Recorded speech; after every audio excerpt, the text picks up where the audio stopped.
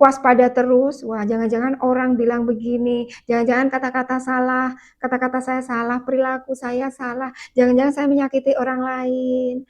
Ini dia sudah memahami. Alhamdulillah sudah selesai 3 sesi untuk klien yang mengalami cemas berlebihan, overthinking, dan juga depresi. Apa yang saya berikan? Terapi apa yang saya berikan?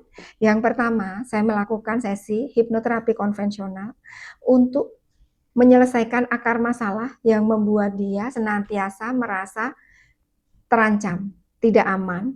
Ya.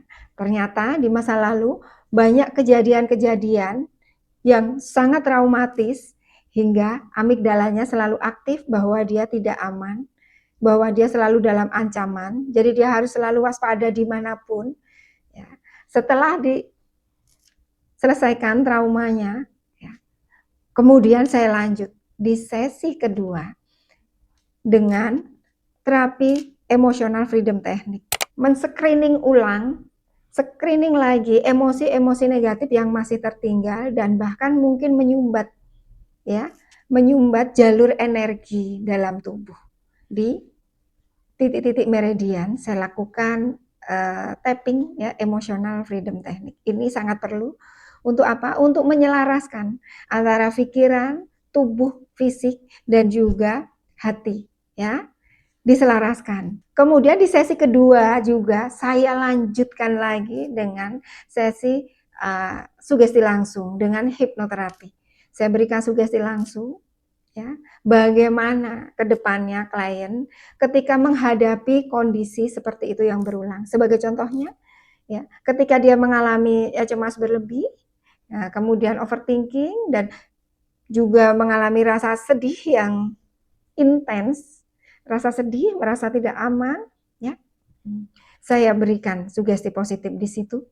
Oke. Nah, kemudian di sesi ketiga apa yang saya lakukan? Ketika saya sudah lihat klien sudah cukup stabil dan dia sudah punya coping dalam menghadapi kondisinya itu, punya cara untuk meregulasi emosi itu, maka saya lanjutkan dengan assessment talent DNA. Dan di sini akhirnya dia memahami, ya, apa yang selama ini, ya, menghambat dia. Utamanya untuk bisa masuk ke lingkungan sosial, untuk bisa bergabung, ya, dengan banyak orang. Dengan posisi beliau sebagai seorang pimpinan tentu sangat perlu untuk bisa enjoy, nyaman ketika harus berinteraksi secara sosial.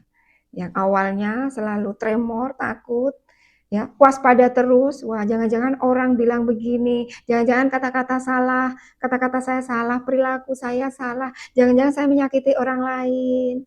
Kini dia sudah memahami. Dengan talent DNA, dia menemukan, ya, nih, ada feedback yang dia tuliskan di akhir sesi coaching. Dia lebih memahami potensi dirinya, ya. Dia lebih memahami potensi dirinya dan apa yang akan dilakukan untuk memaksimalkan itu semua. Dan alhamdulillah sore ini, ya, selesai. Salam sehat, salam bahagia, saya Dewi Rohma.